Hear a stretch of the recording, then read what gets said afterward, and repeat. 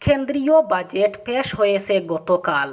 এবারের বাজেটে টেলিকম সেক্টরের জন্য বরাদ্দ করা মোট ১.28 লক্ষ কোটি টাকার মধ্যে সরকারি মালিকানাধীন ভারত সঞ্চার নিগম লিমিটেড অর্থাৎ বিএসএনএলকে ৮২,৯১৬ কোটি টাকা বরাদ্দ করা হয়েছে। অর্থমন্ত্রী নির্মলা সীতারমণ তার বাজেট বক্তৃতায় বিএসএনএল এবং এমটিএনএল উভয়ের জন্য একসঙ্গে ১ লক্ষ কোটি টাকা বরাদ্দের প্রস্তাব দিয়েছেন। বিএসএনএলের বেশিরভাগ তহবিল সংস্থার প্রযুক্তিগত আপগ্রেড এবং পুনর্গঠনের জন্য ব্যবহার করা হবে।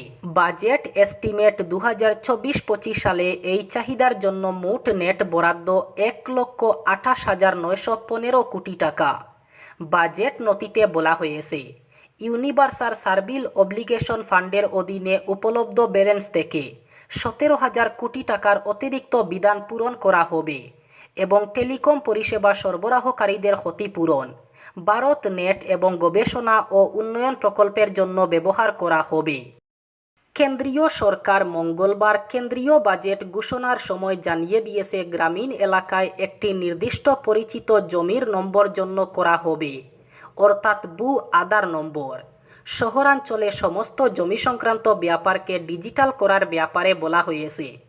তার বক্তব্যে কেন্দ্রীয় অর্থমন্ত্রী নির্মলা সীতারমণ জানিয়েছেন, কেন্দ্রীয় সরকার রাজ্যের জন্য একযোগে কাজ করবে এই জমি সংক্রান্ত সংস্কারের ব্যাপারে। এটা শহরাঞ্চল এবং গ্রামাঞ্চল উভয়ের ক্ষেত্রে প্রযোজ্য। আগামী ৩ বছরের মধ্যে এই সংস্কারের ক্ষেত্রে প্রয়োজনীয় সহযোগিতার ব্যবস্থা করা হবে। রাজ্যগুলির সঙ্গে কাজ করার ব্যাপারে কেন্দ্রীয়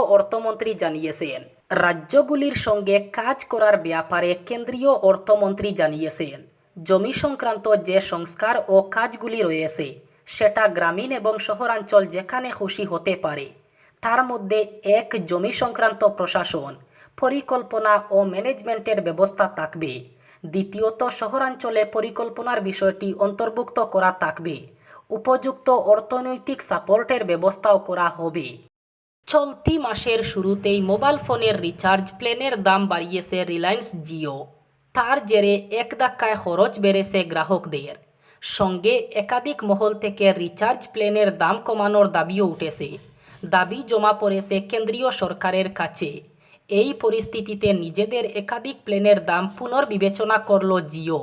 একাধিক প্ল্যানে গ্রাহকদের বাড়তি সুবিধা দেওয়ার সিদ্ধান্ত নিল তারা। জিওর তরফে এই কথা জানানো হয়েছে। জিও জানিয়েছে, এবার থেকে ৩৩৯ টাকার প্ল্যানে ২৮ দিনের বদলে ৩০ দিন ভ্যালিডিটি পাবেন গ্রাহকরা। এটাই জিওর সবথেকে সস্তা প্ল্যান। এই প্ল্যানে প্রতিদিন ২ জিবি ডেটা ব্যবহার করতে পারবেন গ্রাহকরা। এছাড়া ১১৯৯ টাকার প্ল্যান বন্ধ করে ৯৯৯ টাকার নতুন প্ল্যান এনেছে জিও। এই প্ল্যানের অধীনে ৮৪ দিনের ভ্যালিডিটি এবং রোজ ৩ জিবি করে ডেটা ব্যবহার করতে পারবেন গ্রাহকরা। মৃত গৃহবধূর গলায় রশির দাগ, খুনের অভিযোগ এনে স্বামীসহ পরিবারের সদস্যদের বিরুদ্ধে থানায় মামলা দায়ের করলেন গৃহবধূ রবিতা দাসের বাপের বাড়ির লোকেরা।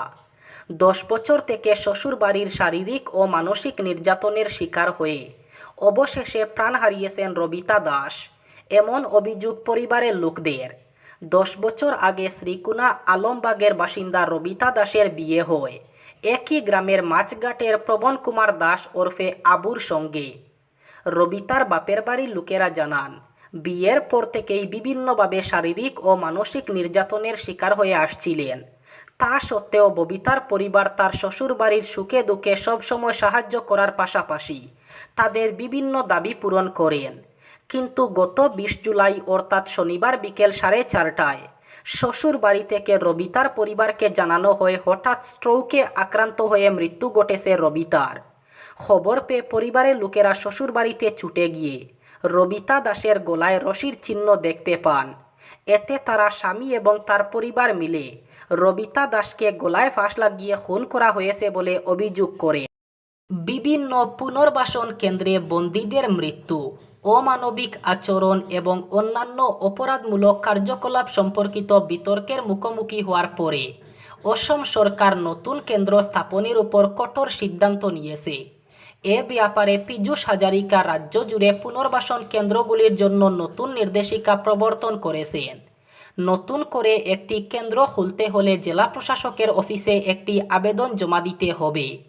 এই আবেদনটি একটি রাজ্য স্তরের কমিটি দ্বারা পর্যালোচনা করা হবে এবং অনুমোদিত হলে তবেই পরিচালনা করার জন্য লাইসেন্স পাওয়া যাবে।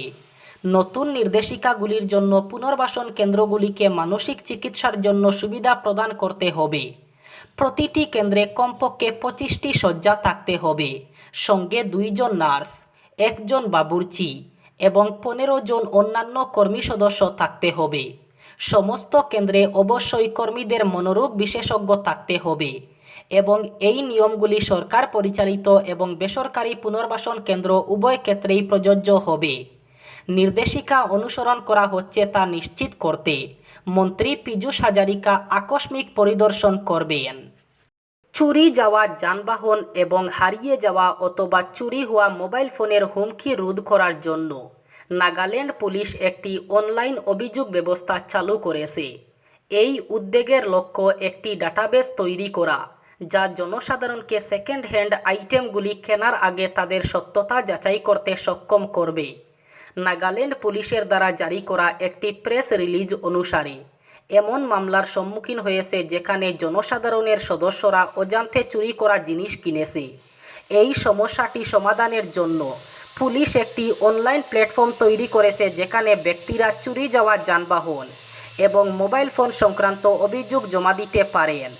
অনলাইনে অভিযোগ ব্যবস্থা থানায় বিদ্যমান শারীরিক প্রয়োজক প্রক্রিয়াকে পরিপূরক করবে, যা বীমা দাবির জন্য প্রয়োজন।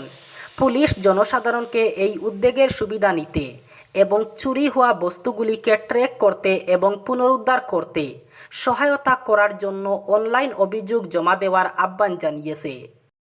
কাছাড় জেলার ইএসএম এবং বিধবাদের ছেলেমেয়েরা যারা 2024-25 সেশনের জন্য যে কোনো পেশাদার ডিগ্রি কোর্স প্রথম বর্ষে ভর্তি হয়েছেন, তারা প্রধানমন্ত্রীর স্কলারশিপ স্কিমের জন্য আবেদন করতে পারবেন।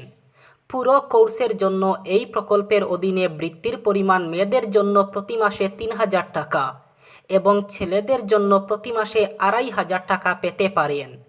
প্রার্থীদের পিএমএসের জন্য কেন্দ্রীয় সৈনিক বোর্ড, নয়াদিল্লির ওয়েবসাইটে অনলাইনে আবেদন করতে হবে। বিস্তারিত তথ্যের জন্য কেন্দ্রীয় সৈনিক বোর্ডের ওয়েবসাইট online.ksp.gov.in এ দেখা যেতে পারে। কোনো তথ্যের জন্য যে কোনো কর্মদিবসে কাছাড়ের জেলা সৈনিক কল্যাণ অফিসে যোগাযোগ করা যাবে। পৌর নাগরিকদের উপর শিলচর পুরসভার অস্বাভাবিক হারে জলকর সহ অন্যান্য পুরকর বৃদ্ধির প্রতিবাদে সর্বসম্মত সিদ্ধান্ত অনুসারে শহরের পথে নামলেন নাগরিকরা। নবগঠিত প্রগতিশীল নাগরিক সমন্বয় মঞ্চের ব্যানারে মঙ্গলবার শেষ বিকাল থেকে সন্ধ্যা পর্যন্ত চলে দোকানে দোকানে পথচারীদের হাতে যাত্রীবাহী যানে দাবি সম্বলিত প্রচারপত্র বিলি। দেবদূতের মোড় থেকে রাস্তার দুই পাশে ব্যবসা প্রতিষ্ঠানগুলিতে লিফলেট বিলি করা হয়েছে। পাশাপাশি চলেছে মৌখিক প্রচারও। এদিন শহরের পথে হেঁটে কিশোর ভট্টাচার্য, ধ্রুব সাহা, আশু পাল, নন্দদুলাল সাহা, বাসুদেব চক্রবর্তী প্রমুখ কথা বলেন নাগরিকদের সঙ্গে। সাধারণ মানুষসহ ব্যবসায়ীরা দাবির প্রতি পূর্ণ সমর্থন জানিয়ে দাবি আদায়ে পাশে থাকার প্রতিশ্রুতি দিয়েছেন বলে মঞ্চের সূত্রে জানা যায়।